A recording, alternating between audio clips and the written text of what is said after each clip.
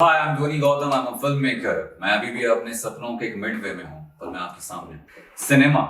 Wikipedia मेरा ये बोलता है कि डीडीएलजे देखने के बाद मुझे इस इंडस्ट्री में आने का मन किया, लेकिन हकीकत ये है कि इस इंडस्ट्री में आने का मन कहीं मेरी फैमिली से ही था। मेरी माँ कभी राइटर हुआ करती थी, जिसकी वजह से शायद मुझ में ये गुण आया कि मैं भी इस इंडस्ट्री का कुछ छोटा सा हिस्सा बन सकूं।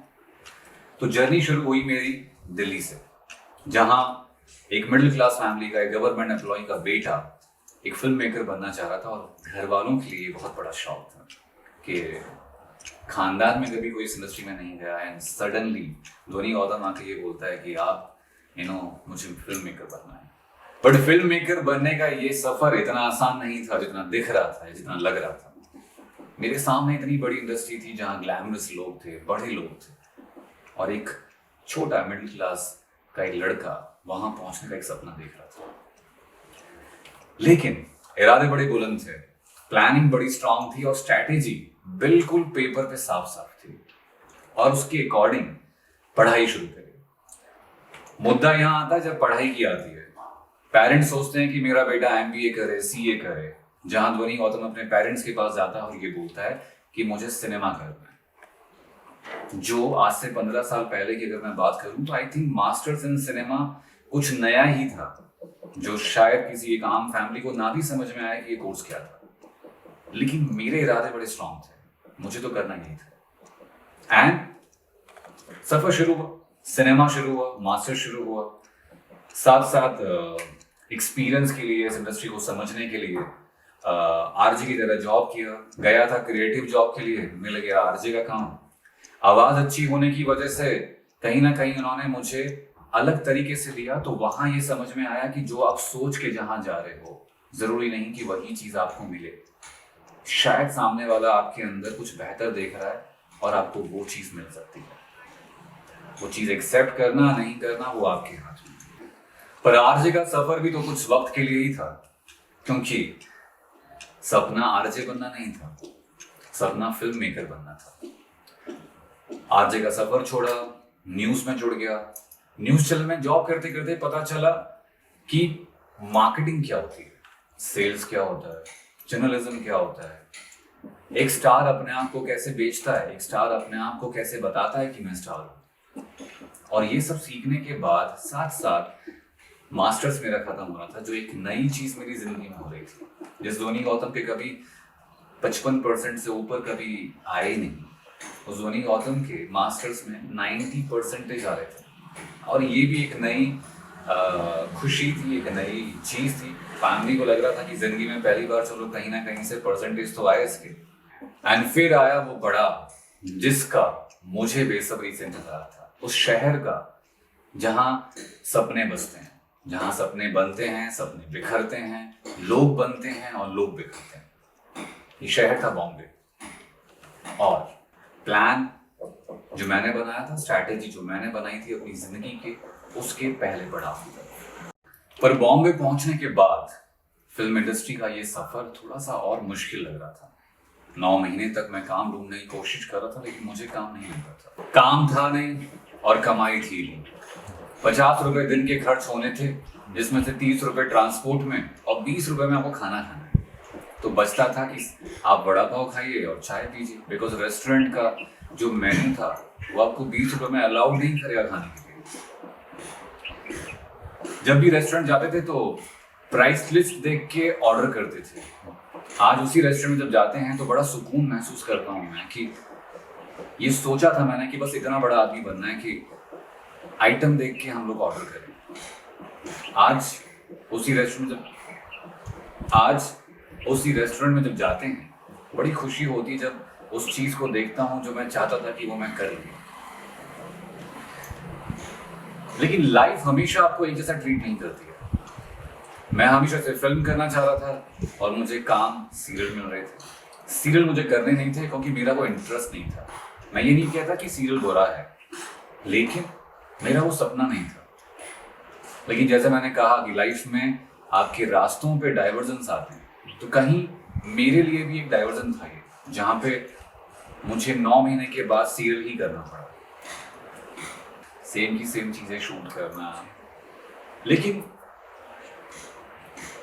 तब बुरा लगता था, लेकिन आज जब अपनी इस लाइफ में जहाँ एक मिडवे पे मैं हूँ अपने करियर के, वहां से जब मैं पीछे देखता हूँ तो मुझे लगता है कि हाँ वो एक पड़ाव सही था। उस वक्त शायद वो बुरा लग रहा था, लेकिन आज इस वक्त वो बिल्कुल सही लग रहा था। क्योंकि अगर मैंने वो काम किया नहीं होता तो मुझे वो समझ में नहीं आता कि वो सही है कि गलत है। लेकिन फिल्मों के लिए प्यार और वो एक सपना हमेशा बीच में आता था। जब काम करने लगा मैं और सीरियल पे जब जाने लगा तो 3 महीने के बाद जब मुझे एक दिन लेट मैं पहुंचने लगा, मुझे मन नहीं था काम करने का, मोनोटोनस चीजें हो रही थी, तो मैं 3 दिन अपना आप लेट हुआ बिना किसी वजह के। और मेरे जो लाइन प्रोड्यूसर थे, जो एग्जीक्यूटिव प्रोड्यूसर थे, उन्होंने मुझे आई थिंक 80 या 100 लोगों के सामने मुझे गेट आउट बोला। मुझे कहा कि आप यहाँ से चले जाओ, आपका कोई काम नहीं। एंड आई थिंक वो एक मोमेंट ऐसा था जो यहाँ लगा कि ऐसे कैसे गेट आउट बोल दिया, ऐसे कैसे निकाल दिया। लेकिन वहां पे डिसिप्लिन समझ में आया। वहां पे ये समझ में आया कि आपकी पसंद का काम आपको मिलेगा ये जरूरी नहीं है, लेकिन जो भी काम मिलेगा वो आपको डिसिप्लिन से तो करना ही पड़ेगा, डेडिकेशन से तो करना ही पड़ेगा। शायद तब मैं उस सिचुएशन को कोस रहा था, लेकिन आज मैं उस सिचुएशन को सराहता हूं कि वो सिचुएशन मेरी लाइफ में नहीं आती तो मैं शायद आज ऐसा नहीं हूं। बहुत टूटा मैं, डिप्रेशन तो नहीं थी, लेकिन बहुत बुरा लगता है जब आपको काम से बाहर निकाल देते हैं और 100 लोगों के सामने इंसल्ट करते हैं।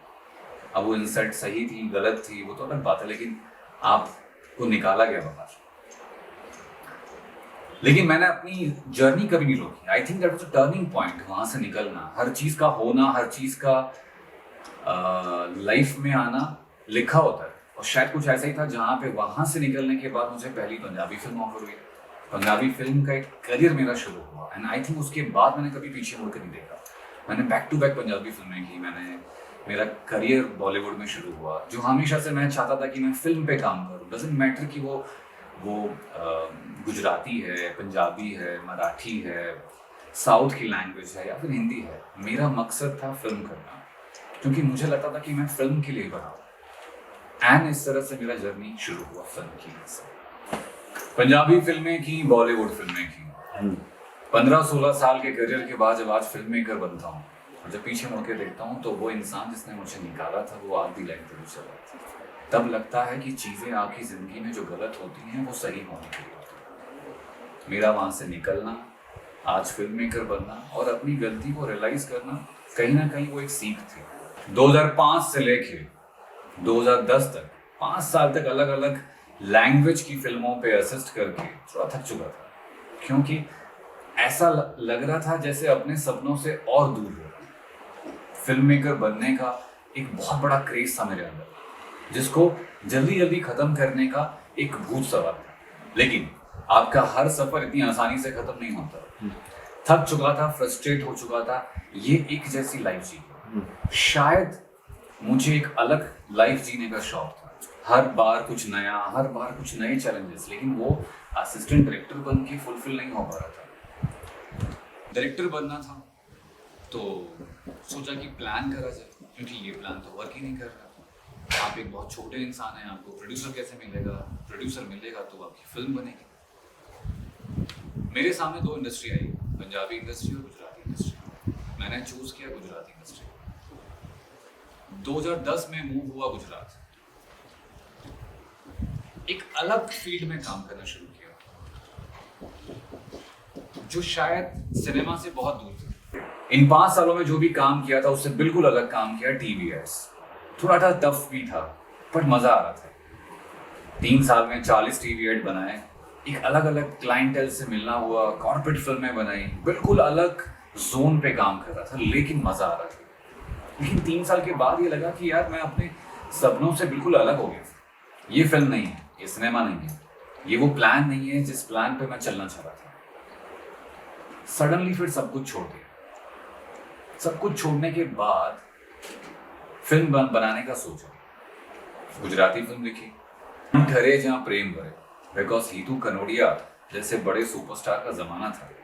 उन्हीं को लेके फिल्म प्लान की, उन्हीं को लेके फिल्म सोची।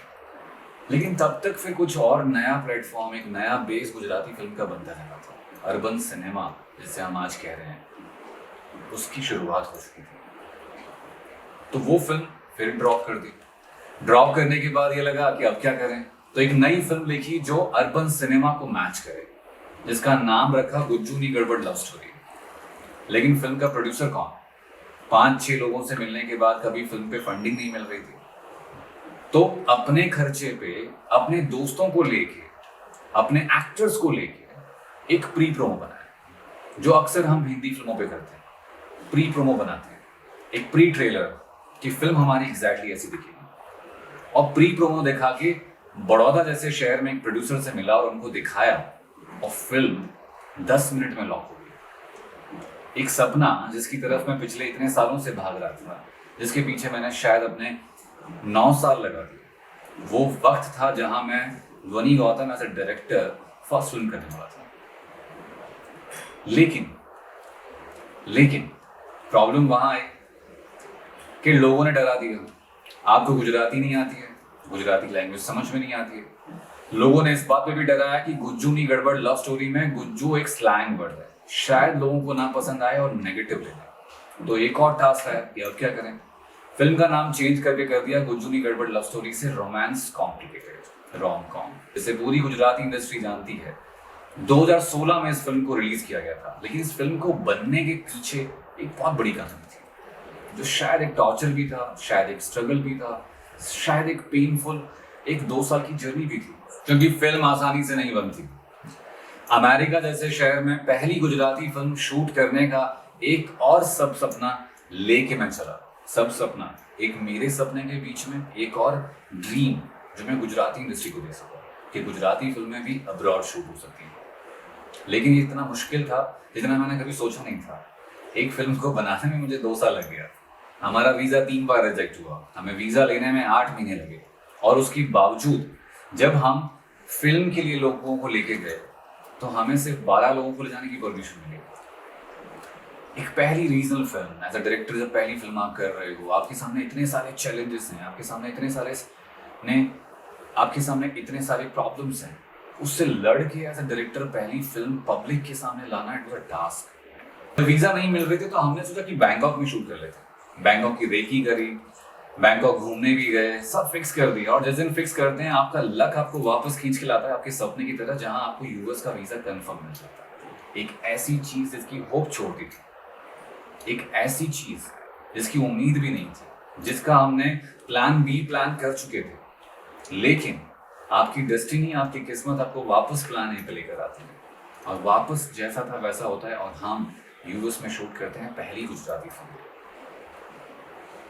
लेकिन ध्वनि गौतम को गुजराती नहीं आती। मुझे लोगों ने हमेशा से इस तरह से लिया कि मैं हमेशा हिंदी बोलता हूँ, मेरे सारे इंटरव्यूज में मेरे हिंदी आती है, मेरे सारे स्टेटमेंट हिंदी में आते हैं, मैं नरेशन हिंदी में देता हूँ, मैं बातें हिंदी में करता हूँ। लेकिन सबसे बड़ी बात कि मैं फिल्में गुजराती बनाता हूँ, एंड मैं गुजरात के लिए फिल्में बनाता हूँ।